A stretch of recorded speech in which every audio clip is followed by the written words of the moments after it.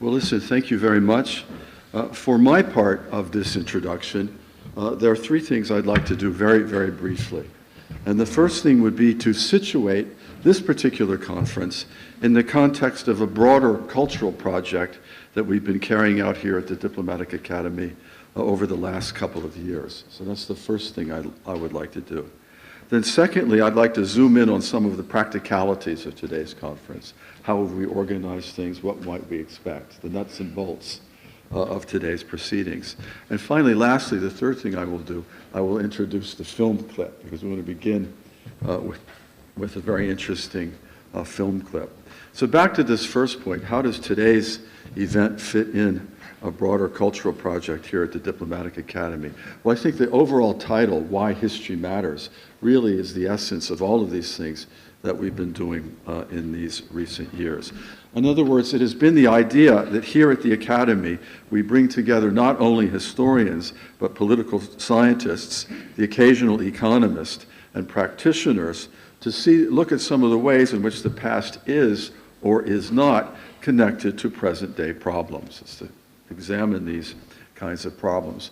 And we started this back in 2014. 2014 was the centenary then of the outbreak of the First World War. And the conference we put on in November of that year was called The Long Shadow of Austria-Hungary, a counterfactual exploration. And here there were two great questions looming over all of this. The first one, of course, was how can we explain, how and why was it that the international state system collapsed in such a great way in 1914 with the First World War? But behind that, basically behind everybody's minds, was a second question. And that second question was, could it happen again? Could it happen again? And in the years since 2014, the 1914 fear or question has come up repeatedly in articles and in popular thinking about international politics. I have to say at the time in 2014, much of the discussion that year centered on Christopher Clark's famous thesis about the sleepwalkers, which was hugely influential at the time. Having said that, I have to say that almost all of our participants rejected that thesis. They did not see sleepwalkers. Rather, they saw intentional decisions by responsible statesmen and states with their eyes wide open for which they must be held responsible. And I think Jeff Walrow presented his book on the Habsburg monarchy called A Mad Catastrophe, sort of summed up a certain view at that conference. But in any case, it seems to me this question of, as we look at the world today, are the great powers and leaders sleepwalkers, or to what extent are they, I'll use a Kubrick phrase, walking with eyes wide shut? This question of responsibility for their actions in the state system today. But that was 2014. And 2014 gave way to the golden summer here in Vienna of 2015. The golden summer of Vienna in 2015, this was the year of Conchita Wurst and the Eurovision Song Contest. This was the summer where David Alaba, the great footballer of African heritage, was on the newspapers every day. This was the summer which ended with hundreds of Austrians helping out thousands of refugees at the West Bahnhof. This was the golden summer of 2015. And I fear, I hope not, that we may look back on this golden summer in Vienna of 2015 the way an earlier generation of Englishmen looked back on the golden summer of 1914 there. In any case, 2015 made way for 2016. 2016 is the year of Brexit, it's the year of Trump, it's the year of illiberal democracy and the affirmation of illiberalism in Central Europe and beyond. And that led us to the second of our big projects, which took place in June of 2017. June of 2017, we decided we had to come to terms with some of these things. And this was a large conference we did here, which was called Back to the 1930s, ? Economic Crisis, Populism, and World Disorder. economic crisis, populism, and world disorder. Now here I have to say, thinking back on the results, the question of a specific analogy with the 1930s turned out not to be very interesting to most people. Rather, it was another question, and I would call that question the new normal, the new normal. Because what we were observing, and again this had happened in the 1930s, that things that hitherto had been unsayable started to be said. And deeds that had hitherto been considered undoable or unacceptable started to be done. And even worse, people started defending what had hitherto, just a few months ago, been indefensible. And so for many people there was the hope, well maybe the British will come to their senses, the Americans will come to their senses, the Europeans will come to their senses, and things will return to the status quo before. But this of course was not true. We're in the face of the new normal. And it seems to me that this question of this 1930s conference, of coming to terms with the new normal, really is the task that is at hand then and now. And so that brings us to today, our third event, 2018, the centenary of 1918, the end, in quotation marks, of the Great War, the dissolution of the Habsburg monarchy, and the birth of a new world order.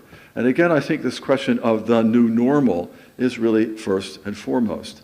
Imagine you were living here in 1918. Suddenly, you had to come to terms with a radically new normal, a situation that was completely different from the world of just 4 or 5 years before. So I'll end with one of my favorite quotations from the great liberal Italian philosopher Benedetto Croce.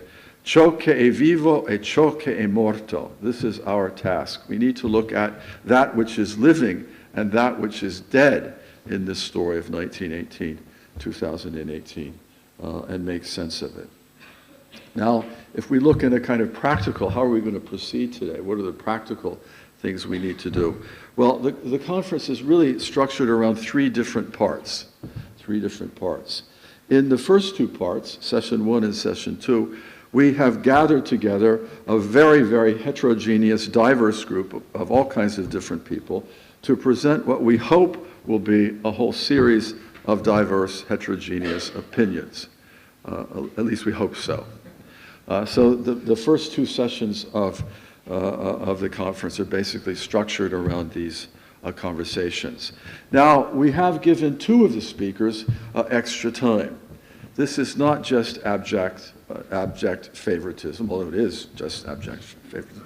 But rather, we thought that given the time constraints that we face, and given the complexity of the subjects, it would be useful for us to have 2 more in-depth treatments, one by a historian and one by a political scientist, to sort of set the scene for the other discussions.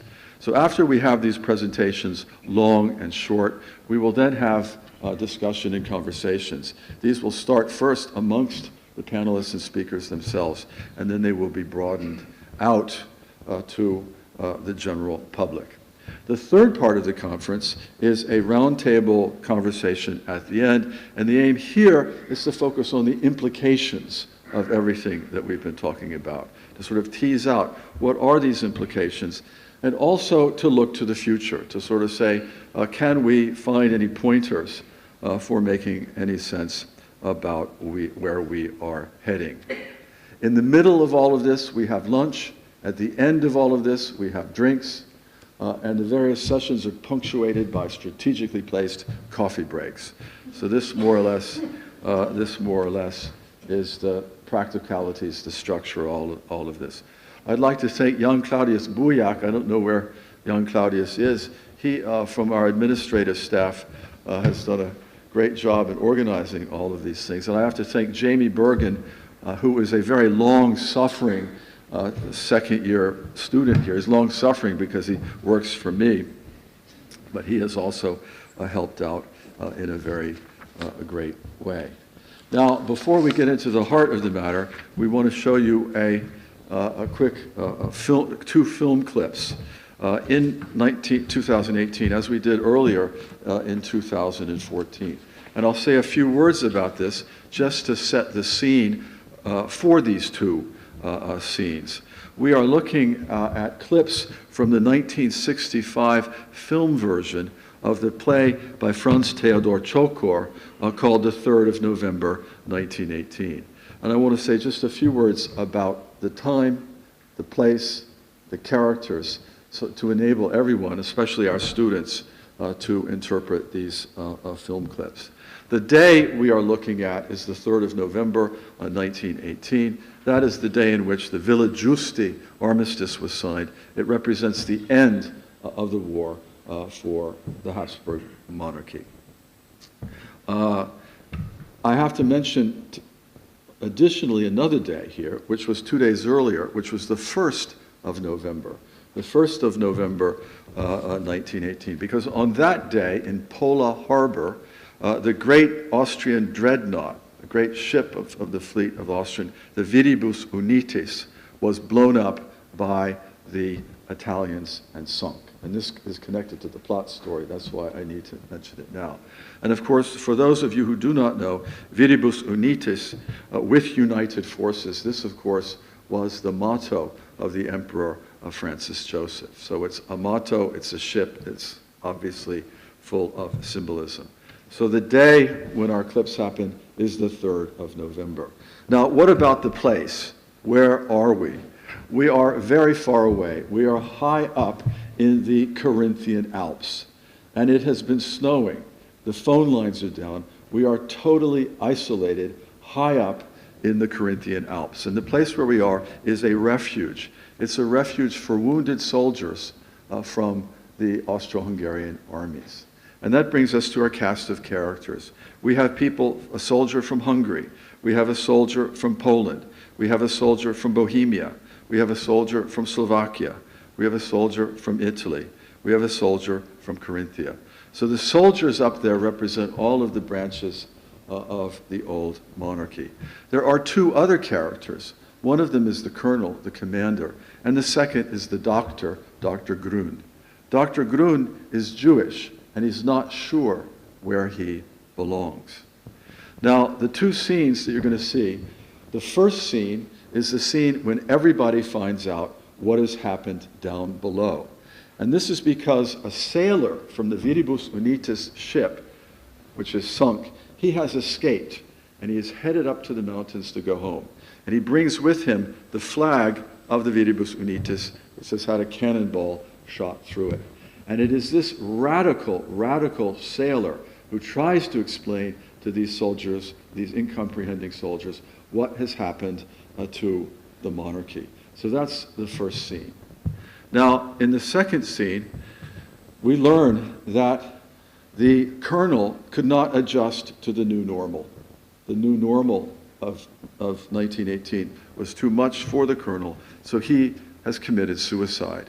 And in the final clip we're going to show you, it is the funeral of the colonel.